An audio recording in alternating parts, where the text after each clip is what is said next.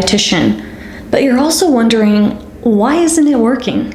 If you can resonate, today's video is just for you. The first tip for you to get clients on social media includes connecting with people. You want to engage with people and get them interested in what you're talking about. And that can be as simple as striking up conversations with people that might be either a peer or somebody you might know or someone who has a similar interest to you. And when you genuinely engage in conversations, maybe by checking out someone's story and responding, or by commenting on a post, or engaging in a conversation through a specific hashtag, that is really your effort to communicate. Now, I do suggest keeping this positive, and I do suggest building meaningful relationships and dedicating a certain portion of time per week to this activity of truly building relationships is what social media is all about. After all, it is called social media, and so many of our clients forget that. I remember when I first started on Instagram specifically, I spent most of my time, more than content, building relationships. I remember that I would find dietitians, because that's who I was targeting, and I would just genuinely talk to them and ask them, how are you enjoying your work? What are you up to? Are you making money, if at all, in any non-traditional ways? And I got to meet some really cool people and learn what their efforts were and learn what they had done with consulting work or what they were aspiring to do. And I got to build relationships with dietitians around the world. And then pretty fast, I was able to make connections with companies, leading companies like Dietitian Connection, and join a webinar with them and talk about social media and all of the efforts I was making to connect genuinely with the community of dietitians. So if you're not sure yet who you're targeting, you can start by at least building relationships with your peers and then build from there. It all starts with those baby steps. Connecting is a really good way for you to use social media and get started. Another thing you want to do when you come across people that might need help with nutrition is ask them genuinely what it is that they want and need. Now, this is so often overlooked. When you're engaging with people, the first goal is to just build up and start conversations so you can get comfortable with communicating online.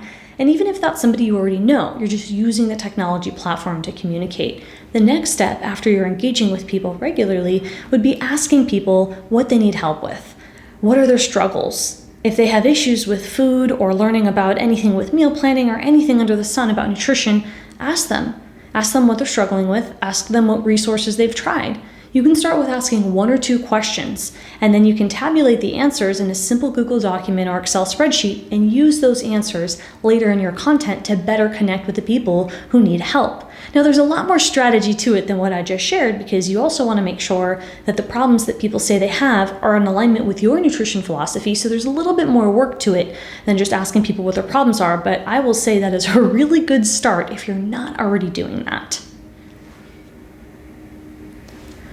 Additionally, if you do some research and understand some basic statistics around what it is that you're talking about or general nutrition, that can really help. So I know I myself felt really overwhelmed, especially when I was getting my graduate degree in clinical nutrition, and I felt like an imposter because I had to know everything about every topic and I never felt like I knew quite enough. I don't know if you can relate. I definitely felt that way in grad school. And later I learned that it's just impossible to keep up with every aspect of nutrition, from gut health to diabetes to weight neutrality. There's so much going on between food politics, dietary guidelines, international food. There's so much. So what you can do is pick a couple topics that you might be more aligned with, whether you have experience, like maybe you're working in a women's health clinic, or you really like them, maybe you're really interested in agriculture. Stick with talking about, let's say, 2 to 5 topics, and then within those topics, research some basic information about those topics so that you'll have some insights as to what people want and need generally within those categories. For example, how many people in America have type 2 diabetes? So that might be a general statistic after you've narrowed your list down to the types of different people that you can serve or the problems that they have. And knowing that information can actually give you some fuel to what you might make content about. And that can help you strike up more conversations. So once you get started, things get a lot easier. It's just getting into those habits of asking people what they want and need. And that starts with first building up the courage to talk to people online anyway, which, let's be honest, it can feel a little weird if you're not used to it.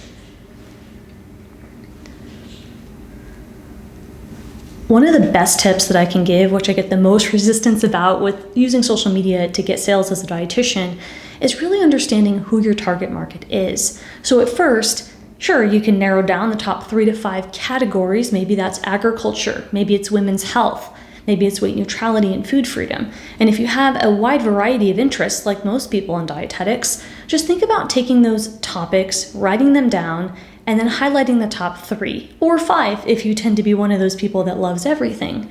And this is just a process where you're going to be constantly thinking of narrowing more and more in terms of the top couple topics or the very top topic that you want to discuss and really investigate. And the purpose of this is when you can clarify your target market, meaning a specific type or group of people that have a specific problem, it's a lot easier for you to market and it's a lot easier for you to make sales.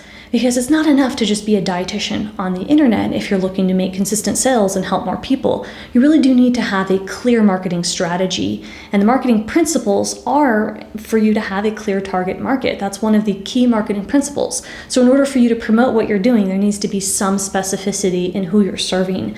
And again, that could be, I'm not telling you what it is, it can be different for everybody. It could be a disease state. It could be something related to, let's say, pregnancy, life cycle nutrition, sports nutrition. And the more that you can think about that topic and then you can build up this fictitious person that you're helping within this group of people, the more aligned your content will become. So what I'm actually talking about is a scenario of a person, and think about their demographics. I know it sounds a little weird, but bear with me. Think about what age range they are and think about where they live, because targeting somebody in a rural area is going to be a lot different than targeting somebody in a city area. Think about if that person has kids. So write a very quick descriptive profile of someone's general demographics and then think about the pains and frustrations. And this is the most important part of this exercise when you're looking at defining your target market to get more sales as a dietitian on social media. You want to think about, what is this person really struggling with? And that's where we go back to the first suggestion. When you're engaging with people and you're asking them what their problems are, that's really our goal, is to find out what do they want and need. And the more that we're able to clarify somebody's pains and frustrations, the more that we can create content that aligns with what they want and need. And that is the secret to helping you make more sales as a dietitian.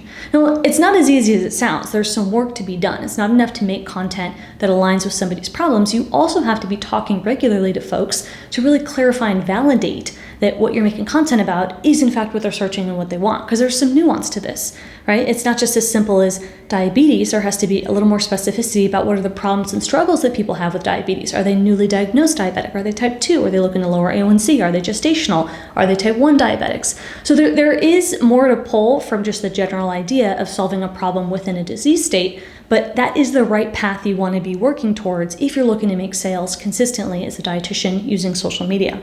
Now, the last piece of this exercise, we talked about demographics and pains, and the last piece would be dreams. So when you can think about painting a picture of where somebody wants to be in the future, that can really help you illustrate how to create better content that solves their needs. So if you're talking about helping somebody fall pregnant and your content is describing what it's like to be a mom and live those first 1,000 days with your child, then you're going to be in alignment with what your audience wants and needs. So it's a good way for you to think about painting a picture. So we've got the demographics, right? That's the general information about single or marital status, where they live, their age range, their work status, if they have a desk job. And then we're going to look at their pains and frustrations, like what is it that they're struggling with? Maybe they don't understand or know anything about nutrition, which is totally normal. And then more specifically, how that relates to them that you can create content about. And then think about their hopes and dreams. And when you can think of those 3 categories and start plugging in information about each topic and then aligning that information with your content and then validating your content you've created with what people are telling you with the conversations you're having with them because you're engaging, you are on your way to making more sales as a dietitian using social media.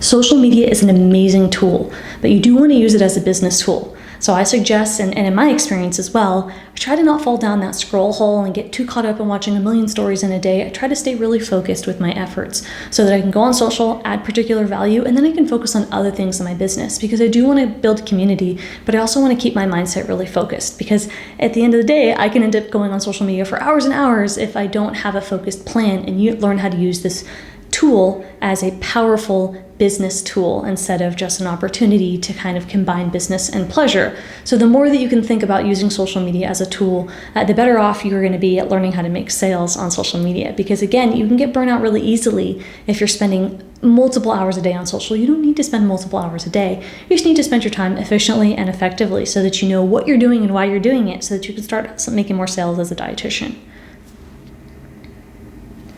Now, if you like this video, I want you to watch this next video on screen about how to make a reel as a dietitian so that you can get visible and also help you make some sales.